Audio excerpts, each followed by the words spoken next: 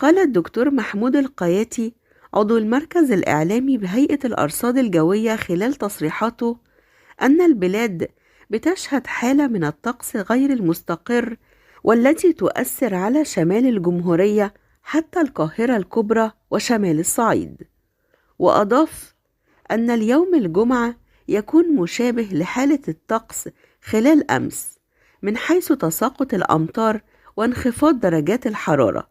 والطقس الغائم مع نشاط الرياح، حيث تستمر هذه الحالة الجوية خلال هذا اليوم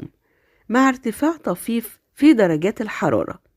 وأوضح أن يوم السبت هو بداية الاستقرار والتحسن في الأحوال الجوية، ودرجات الحرارة سوف تبدأ في الارتفاع بشكل طفيف حتى العودة إلى معدلاتها الطبيعية،